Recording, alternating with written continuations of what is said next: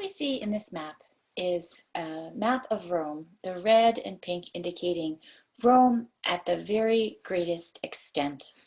In this lecture, Rome that I'll give right now, Rome is not yet this big, but we're getting there.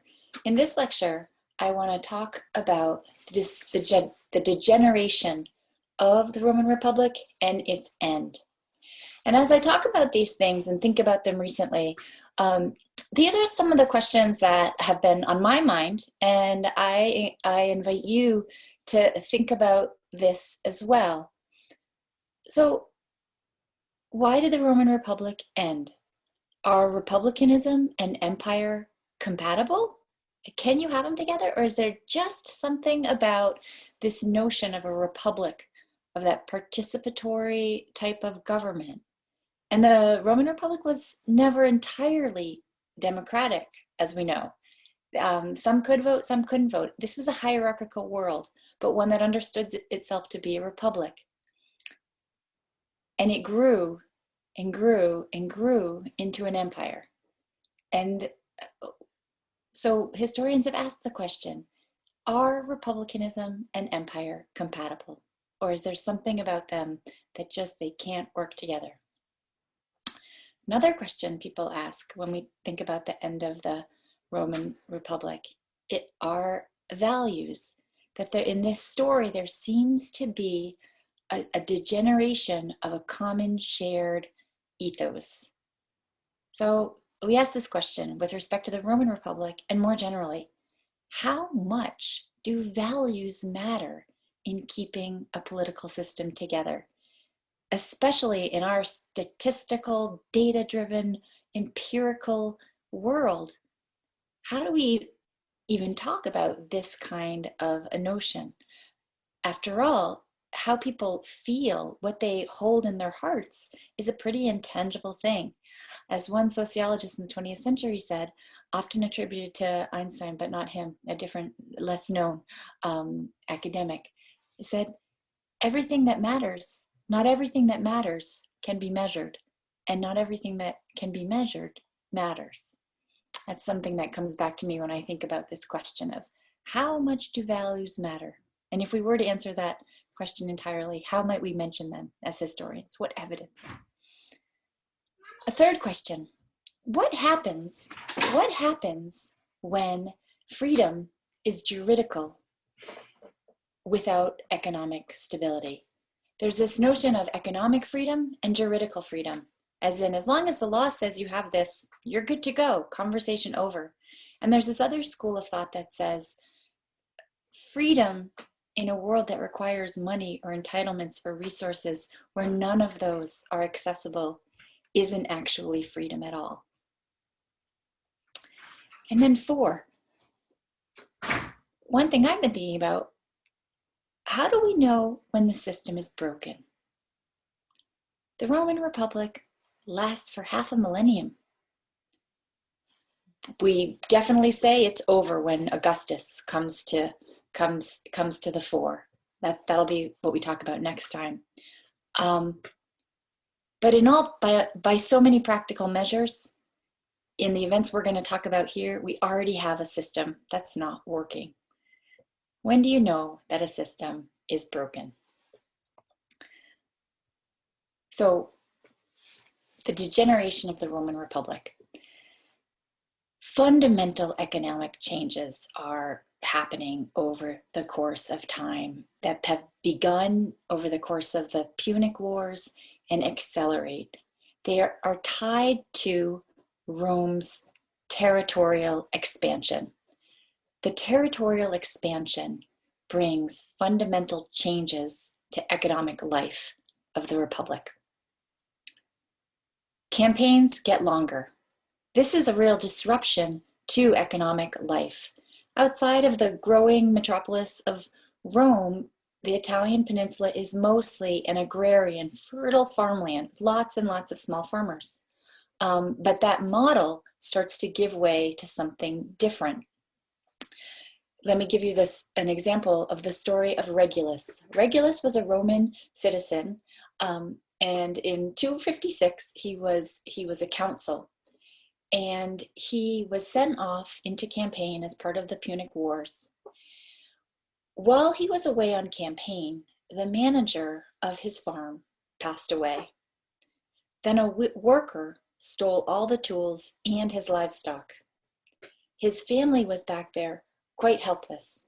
Remember, a Roman woman couldn't do all the things in society that a man could do. And so Regulus asked the Senate if he could be relieved from campaign to return and help on the farm to take care of his family. They were increasingly in desperate straits. The Senate needed him to serve Rome at the front, and so they didn't give him the release he was asking for. Instead, they sent a new manager to go and look after his farm, take care of his family, and put things in order so that he could focus on doing his job for Rome on the front lines. So that story shows that the Senate recognized the importance of providing assistance to his family, to the family, in order to keep the army in the field. But the reality was the Senate didn't provide that kind of support to every simple soldier. And simple soldiers could face similar challenges that Regulus felt. So, and they did. This land problem was a key issue for Rome. So as campaigns get longer and longer, it gets harder and harder for the Romans in the army. And at this point, in order to be a soldier in the Roman army, you needed to have property. That was a requirement. But as soldiers are away on their campaigns, increasingly, they lose their farms. It's not just because they're not there taking care of it. It's because, kind of two reasons. It's because grain is flooding flooding Rome now. Cheap grain from the island of Sicily, which is that was conquered in the First Punic War. Big grain producer. That grain is coming back into Rome. It's much cheaper. It's harder for those farmers in the hinterland of the Italian peninsula to get a good price and stay afloat as farmers. Another consequence of success in war is also making life more difficult for farmers. And that is that as Rome wins campaigns, it gains more and more slaves and returns slaves back into the system. And that cheaper, abundant labor throws things out of whack as well. So the economy is changing. In the face of these changes, lots of Romans are losing their land. They're in straits, they sell their land. And who do they sell them to? Well, this is a big benefit for the wealthy, because that land is bought up by wealthy patricians, aristocrats, and so you have this large-scale disenfranchisement, this consolidation of what was many small farms into bigger and bigger estates, and those who used to be humble Roman citizens falling out of the ranks of landowners. Many of those people flock to the city, where they can get. There's a sense that you can get a meal more easily. And in addition to this, more slave labor is coming into the empire. 20,000 came in one cargo in a ship from Africa in 256. Another couple years earlier, 25,000 come from Sicily. From the northwestern Greece in 167 BC, there's 150,000 slaves on record being imported. And then when Caesar seizes Gaul, some historians say that it led to about 1 million slaves being moved into the Italian peninsula. So this is a fundamental change. Also, it's said that there's less productivity relative to the population, with the birth rate being up. Well, we won't talk too much about that. So remember, this in some ways is coming back to that idea of a Punic curse, that conquest of Carthage that had eliminated a rivalry for hegemony in the Mediterranean, such a windfall to Roman wealth, and luxury and profit followed from it. Cato, remember, would have hated it. We hated it. Carthage must be destroyed was what he said at every speech he gave, but he disapproved of the luxury that it brought. Of course, all this social and demographic change, it brings, there's a lot of dynamics, not all of which we would call bad. For example, over the course of this, we start to see new classes of people emerging. Equites were low-born men who became wealthy enough to become members of the equestrian order. They emerge at this time. We also words like optimes and populares, new classes of people that want to be seen and recognized in this hierarchical republican system. When we look at Rome in these centuries, historians say we see a change in values, that we see a society that went from self-sacrificing to self-dealing, that we see more corruption. All this power and growth had changed the nature of society, and the republican form of government that had developed when Rome was a small Italian power with a Senate composed of its leading citizens, many of whom knew each other as the governing body, couldn't manage this far-flung territory. And so to be named a governor was to make a fortune abroad. And these fortunes abroad caused trouble back home. By about the year 100 BC, you see strong men increasing with money and power. And at first it's just their power, but as the Republic, things really fall apart, it's military might as well.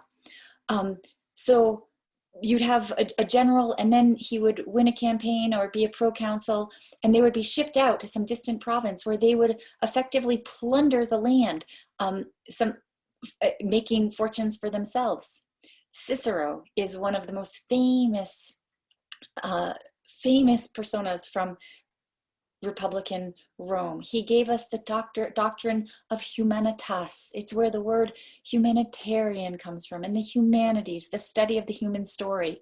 And what is humanitas? Humanitas is that quality of humanness, human life based on an honest and generous treatment of others, and a commitment to a morality based on natural law, that the parameters of which can change and do over time for various audiences and thinkers. But at any rate, we recall Cicero as a model citizen, gifted rhetorician, and deep thinker, and at some level a philosopher. Well, in a single year in his time as the governor in distant Sicily, he pocketed 2 million sesterces, about the equivalent of hundreds of thousands of dollars.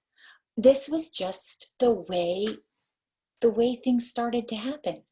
It's as if plundering in the provinces didn't count for diminishing one's virtue. One proconsul explained that one needed to extract 3 fortunes when being governor of a province. One to pay the debts that were incurred in bribing senators to obtain the position, another fortune to bribe the jury at your trial for corruption. Keep in mind, ideas of corruption exist. It's a concept, and that is not to be tolerated, and yet this is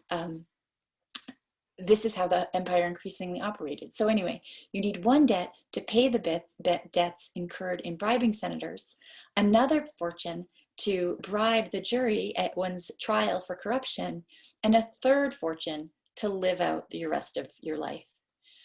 So in other words, the kind of inclusivity on which Rome had prided itself, that kind of inclusivity that had created loyal Italians who wouldn't go over to Hannibal in the critical Second Punic War. They didn't want to help an invader. They didn't feel so oppressed that Hannibal might somehow liberate them from those awful Romans.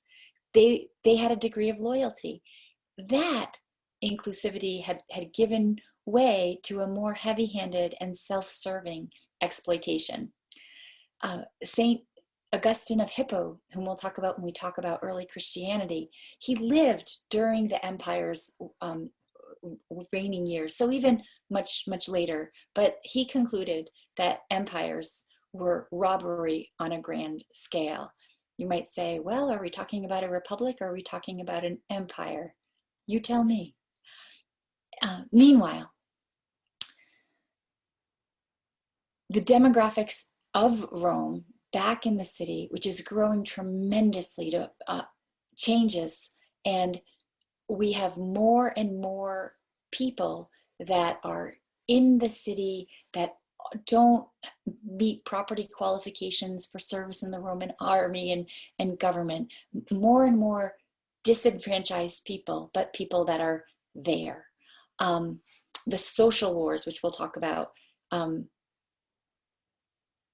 will end with a mixture of force and granting citizenship to the rest of Italy. It's in the midst of, in the wake of those, however, things aren't entirely solved. There will be slave rebellions in the last century of the Republic as well. Maybe some of you have seen this movie Spartacus, about based, you know, it's a historical movie. It's based on history, but there were these slave results, some of them quite significant. So these changed circumstances with the changing economic conditions and dynamics, the changing demographics, and among the leadership, what historians tell us, a change in values, all set the stage for an end to this Republican experiment. And one thing, when we look back in history, what we can point to and say, here's what was happening as it was going down, is we start to see the rise of strong men and client armies. Rule of law gives way to an ethos of might makes right.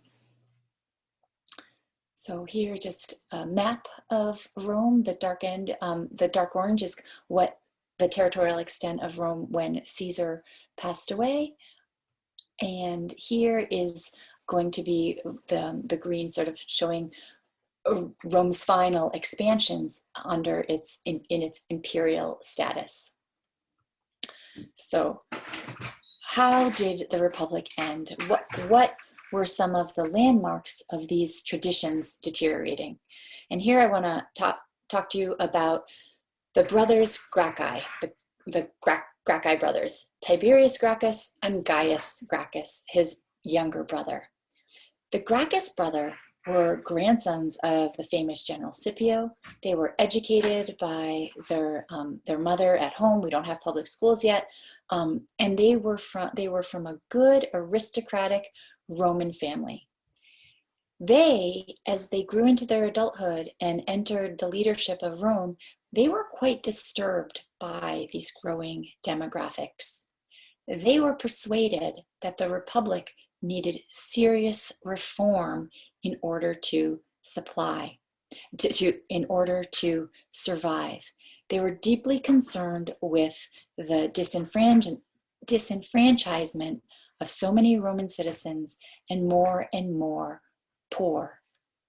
And in order to attempt to advance those reforms, they undermined existing customs and principles of checks and balances. So Tiberius, the older brother, he wanted to advance land reforms, saying we have to limit how much any one aristocrat can hold, and he also wanted to take measures to make it harder for Roman citizens to lose their land.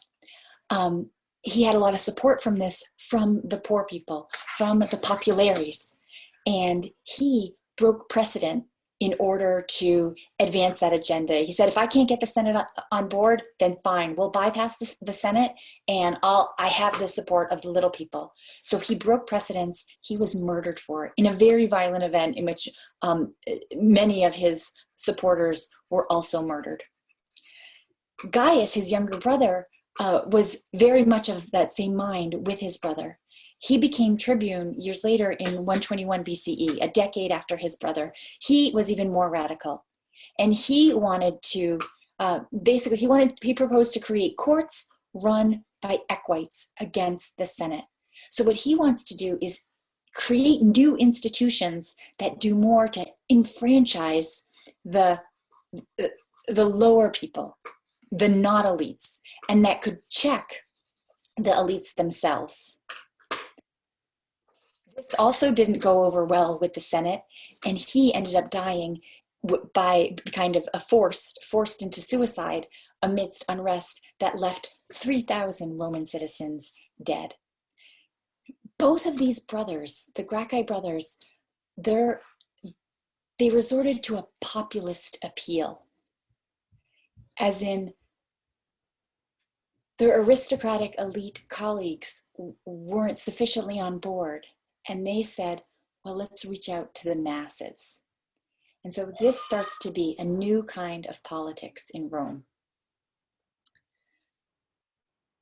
Gaius Marius is another one of these leaders who arises and resorts to this popular appeal. He's a self-made man from the equite class, very popular. And he's one of the first people to exhibit this dangerous transformation in which we start to see that soldiers are more loyal to their commander than to Rome itself. He's a new man. He was elected to council 6 times, which is flaunting Roman tradition, more norm busting.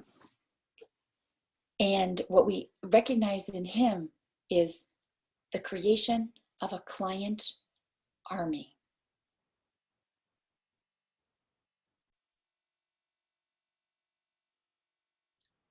With Gaius Marcus, we see the creation of client armies.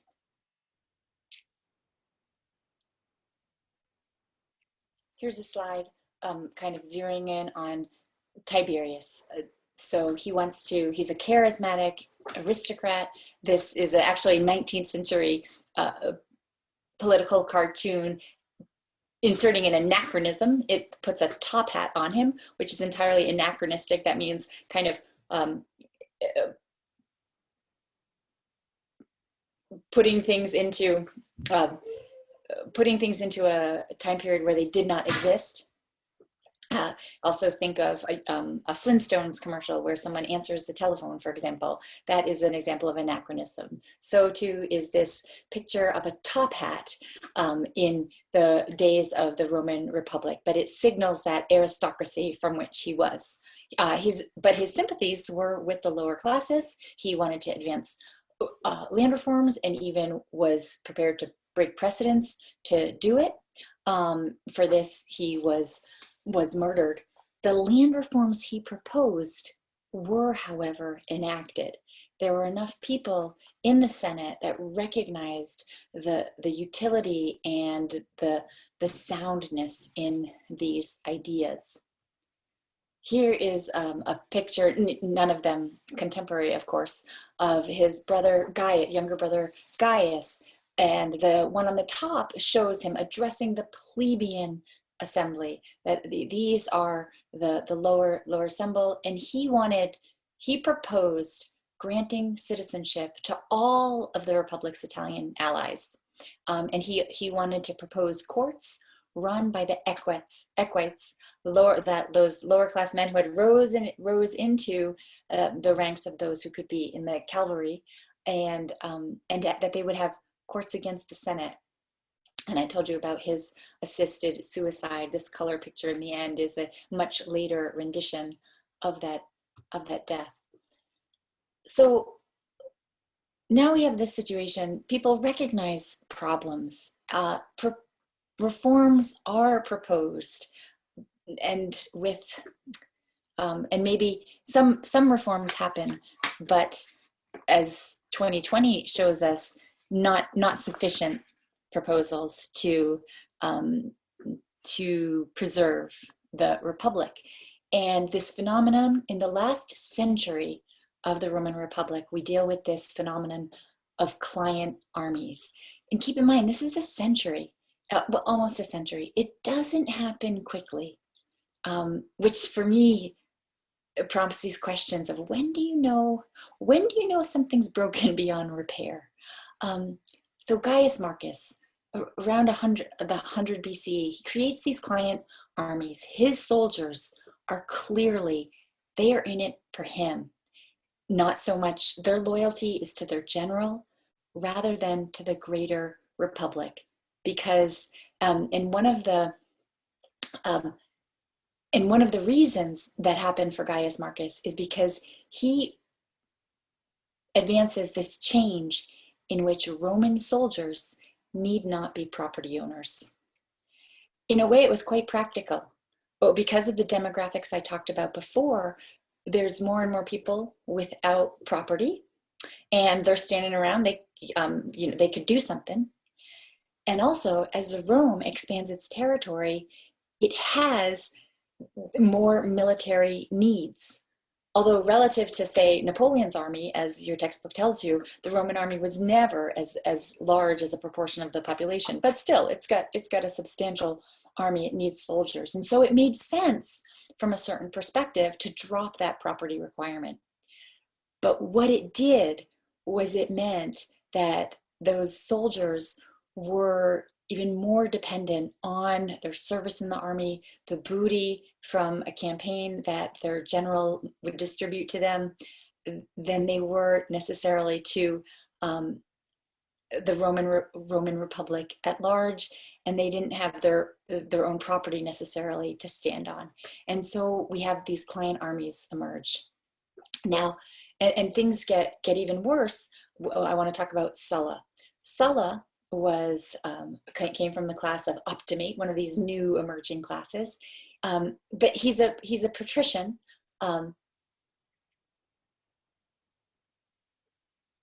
Pardon me, is a subset of the patrician classes. They've been around for a while, but it is kind of etymologically not a term we see in the 500 BCE when the Republic is formed.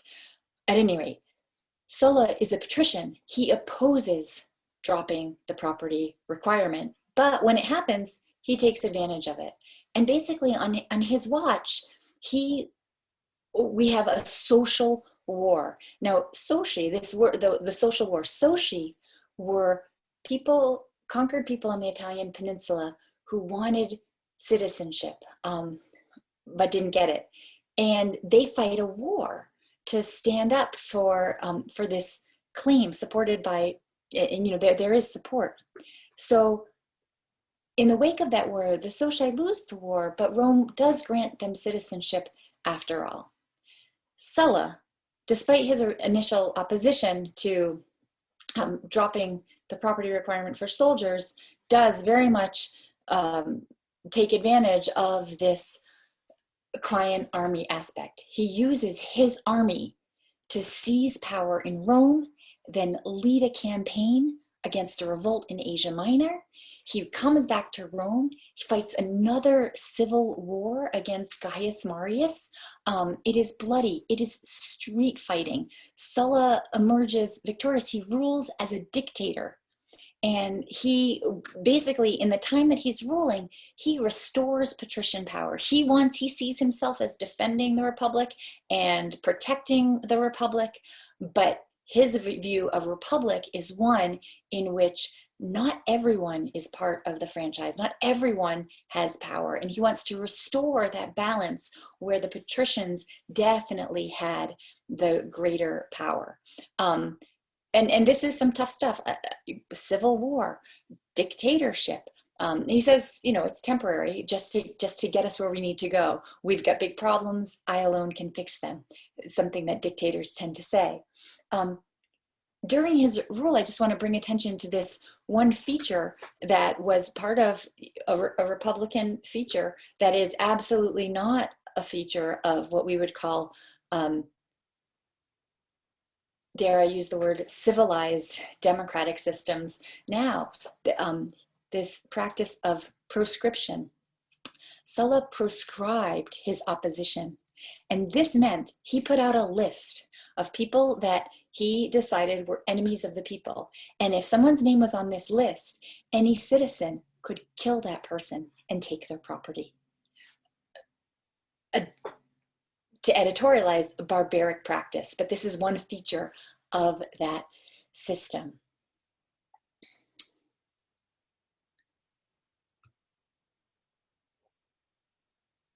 So these are kind of where are we? Themes, and we'll skip this slide for now. And then we get into our, so things continue. Sulla ends up giving up the dictatorship. The Republic supposedly passes on, but things aren't really fixed. These problems continue, and they continue until we know, you've all heard and probably read Shakespeare's play about Julius Caesar in high school, that the Republic really ends with Caesar officially kaput. And so these dynamics that I've been describing, they continue to obtain. The reforms aren't really fixed, even if the civil war is damped down. And we have in 60 BCE the emergence of a triumvirate. And basically these are three leading powers in Rome that are going to cooperate to consolidate their political power and advance their agenda. And that first triumvirate we have is with Pompey, Crassus, and Caesar. It's actually an informal arrangement. The second one will be formalized, but at any rate, these guys, they get together to advance their agenda, but they're also competing with each other. Crassus gets taken out. Pompey is kind of consolidates power in Rome, and while he's in Rome, Caesar, his friend, his partner in this triumvirate, is off on campaign, and he has a tremendously successful campaign. It conquers much of Gaul. Pompey gets the Senate to call Caesar back. Caesar has a sense that Pompey wants to oust him, and he doesn't want to be ousted. And he's called back to Rome without his army. And he comes back to Rome, but with his army. He doesn't want to just take what he thinks Pompey is planning to do and have him arrested or somehow deposed and removed from power and take him out of the picture. So Caesar decides to come back to Rome, not submissive, but with his army. And this is where we have this famous remark. Maybe you've heard this remark, alia jacta est. That is Latin for, the die has been cast, right? If you're ever dyeing fabric, like once you pour that dye in, you can't take that back. It's like once you've cut measure once, measure twice, cut once, I can't remove this move. I can't reverse this move. And supposedly, Caesar uttered something along these lines when he crossed the Rubicon, a river in northern Italy, as he was coming back to Rome. That, up to this point, I'm moving around with my army, I have plausible deniability, but now that I'm really getting closer to Rome and I've still got my army with me, it is clear that I am not coming unarmed. So, at any rate, Caesar comes back, he fights it out, again, violence in the streets. He manages to defeat Pompey and emerge victorious. He is charismatic, he is a reformer, and he is reformer in the sense that he wants to try new things. He declares himself dictator for life. Here's a different bust of him, as well as him on a coin. You see someone looking very harried, which is a different look than what we're going to see in Augustus in a little bit. So Caesar really is running roughshod over Roman traditions when he declares himself a dictator for life. And a group of senators think that they need to take action to restore the Republic. And so famously, in 44 BCE on March 15th, which is called the Ides of March. The Latin calendar was very different, where they didn't really count day by day, but the Ides was right there in the middle of the month. So on the Ides of March, Caesar was murdered, and famously, supposedly said, "Et tu, Brute," which is "and you, Brutus" in Latin. But despite Shakespeare's line in the play, Caesar, if he did say that, probably would have been talking in Greek. So he probably never said that, but he did die in 44 BCE, and contrary to the dreams of the conspirators who killed them, they did not manage to restore the republic. And I just want to pause a little bit. More violence in the streets, more civil war is coming in the streets of Rome before we emerge as a more peaceful but empire. And so I want to pause on this contemporary and make a slightly contemporary moment. In a government, it is fundamental that the institutions of government work for everyone. In the United States system, how those institutions work is determined by laws that are produced by a Congress, which consists of a House of Representatives and a Senate, all of those people of which are elected by the populace. So there's this, the making of laws is done by an elected body. That's how our system works. In other systems, institutions, maybe the laws were determined by decree. What the king or queen said was the law. In our system, it's determined by this elected body that goes through this process. So it means that not everyone may like the laws, but the laws are made through an agreed upon process by representatives elected by the people. And the institutions that do that work of government are supported by taxpayer dollars, by the whole, and they must work for the whole, not an individual. And so these client armies, these Roman soldiers that started to emerge working for, this general or that general, I'll take this general or that general's orders. That became to be, we saw it resulted in chaos, and it wasn't a workable system, much violence, much disarray. And so one of the fundamental principles that many republics, drawing a lesson from the destruction of the Roman Republic, it's been really important to have the military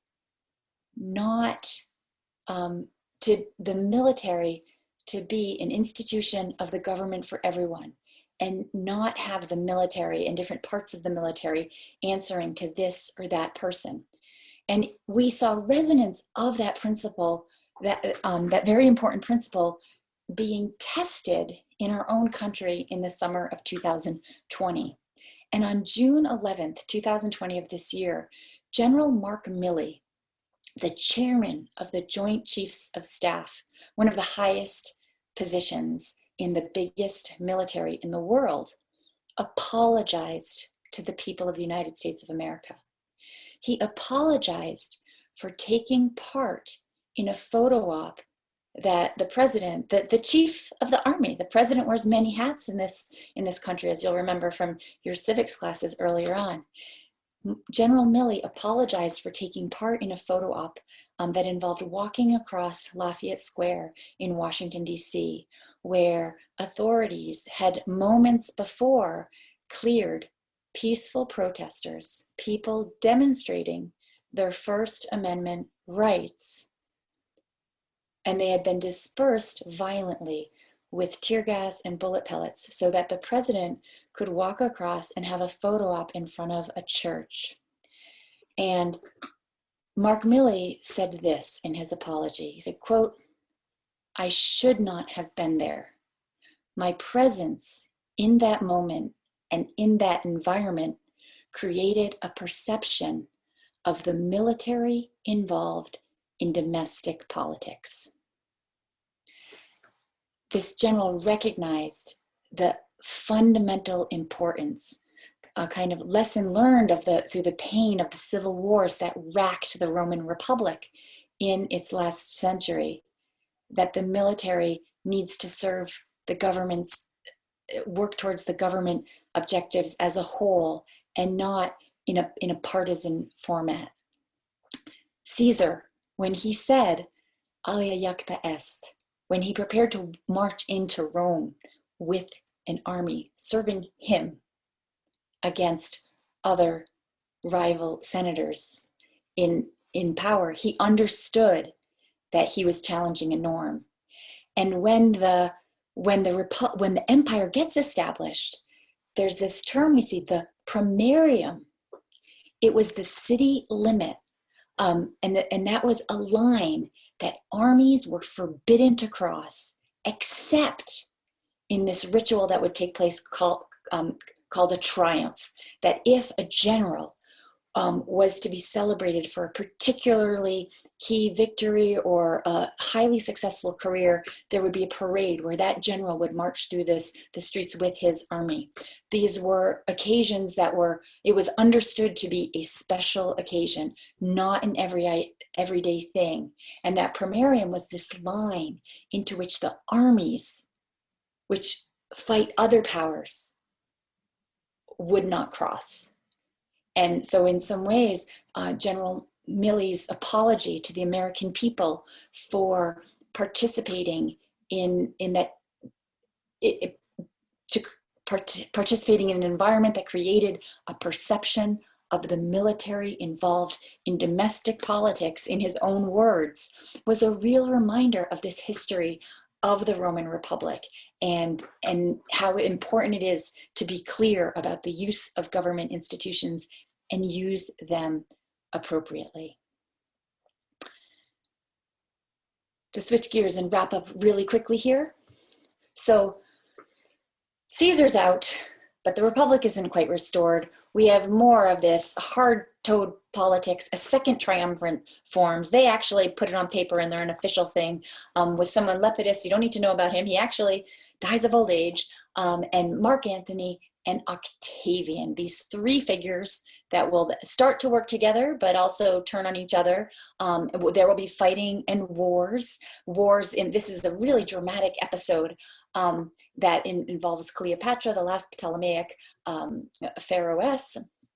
And she, and to make a long story short, Caesar goes to Egypt on one of his campaigns. He also gets involved with Cleopatra, bears her a child. When Caesar's out of the picture, Mark Antony, this bust with the full head of hair on the slide you're looking at now, he also falls in love with Cleopatra. This is one of the contingency and drama of this episode in history led the 17th century mathematician Blaise Pascal to remark, Cleopatra's nose, had it been shorter, the whole face of the world would have changed. And maybe sometimes you've heard this phrase, Cleopatra's nose. Well, to put it quite succinctly, I think that when this is being referred to is actually Pascal probably was referring to this sense that a really strong, prominent nose indicated ambition and a desire for power. But I think that historians, we've more often taken it to mean a really strong, prominent nose, or rather, many other historians have taken it to mean that Caesar and Mark Antony were so taken by Cleopatra's beauty that their relationships with her changed the course of history. I'll leave that there, but I want you to go forward in life having some sense of where this remark, Cleopatra's nose, comes to. At any rate, Caesar's out of the picture, second triumvirate formed, it's falling apart. Mark Antony also gets involved with Cleopatra, bears her some children. On the pragmatic end, he thinks, hey, Egypt's army and strategic position can maybe help me in standing up to Mark Antony, but it doesn't go his way. Can maybe help me in standing up against Octavian, who is a grandnephew of Caesar, who Caesar had adopted him as his son, but power wasn't free, he still has to fight it out. And in the Battle of Actium, which happens in 31 BCE, Octavian wins. Mark Antony and Cleopatra dramatically will both die shortly thereafter. Cleopatra certainly, or pretty certainly by suicide, maybe from having a snake bite her. But at any rate, Octavian wins, and he will emerge as the new leader of the new Rome, what we say the Roman Empire, even though he'll continue to call it a republic and maintain a fiction of republicanism, even though going forward, the Rome we'll know is a republic in name only. The republic is a memory, and going forward, we have a Roman Empire. With that, we'll stop.